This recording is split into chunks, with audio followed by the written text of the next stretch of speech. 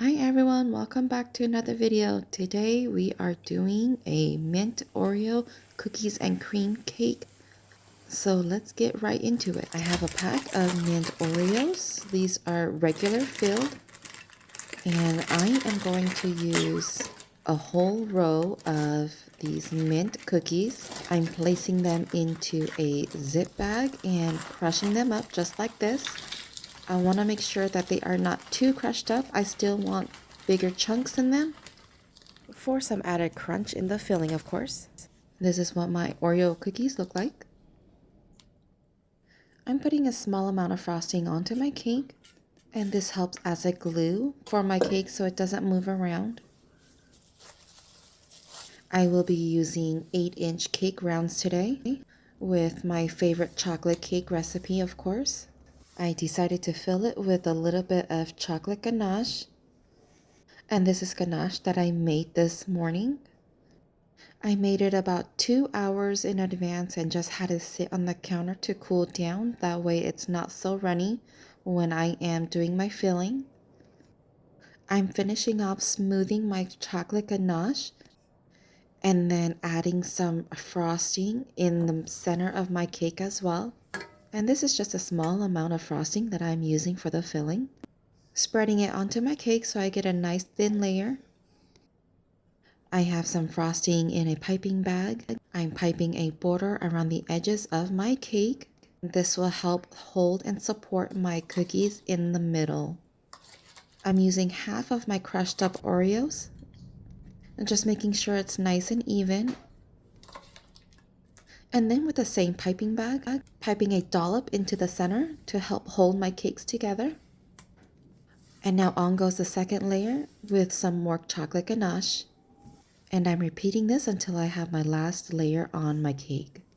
This cake is for my son. He is turning 15 in the month of May, and he loves mint Oreos. He actually prefers the thin ones, but for the purpose of making this cake, I decided to go with the regular filled ones for more of a mint flavor.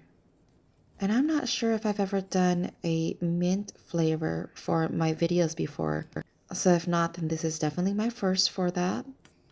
Piping on my border for my Oreos. I'm just making sure that my border is nice and even so my cake doesn't look lopsided at the end. And pouring the rest of my Oreo cookies.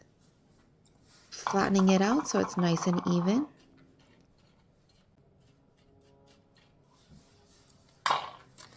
And again with a dollop in the middle.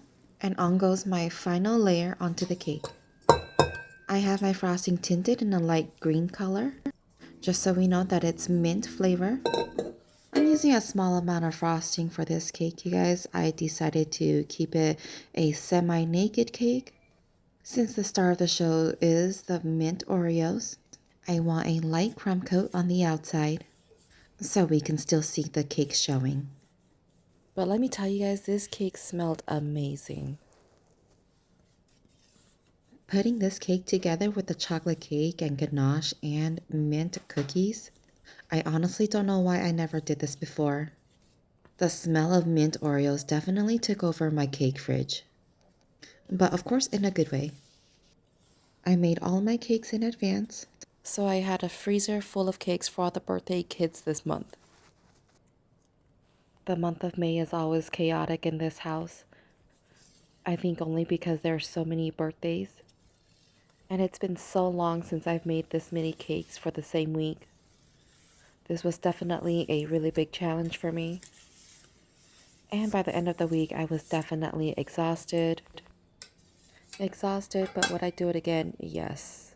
Yes, I would do it again. I love making cakes for my kids and just making cakes in general. So I'm very grateful that I get to do my hobby once again. I have missed making cakes. I miss sharing cakes with everyone.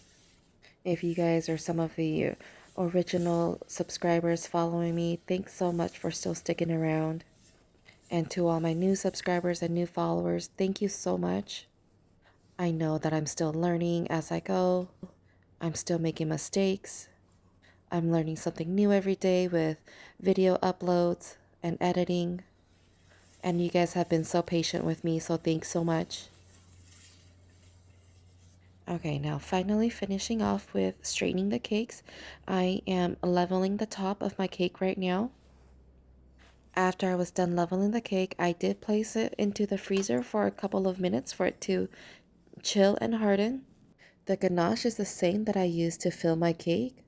I had placed my ganache into the microwave for it to soften up just a little bit so that I can do the drip on my cake. And with the ganache drip, I just decided to do the edges of my cake and leave the center. And if I haven't mentioned before, I'm using a ganache from the semi-sweet chocolate chip and some heavy whipping cream.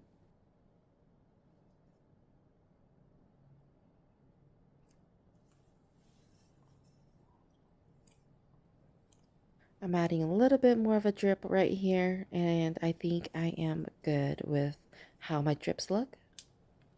I am using the Wilton 1M tip for the swirls on top of my cake.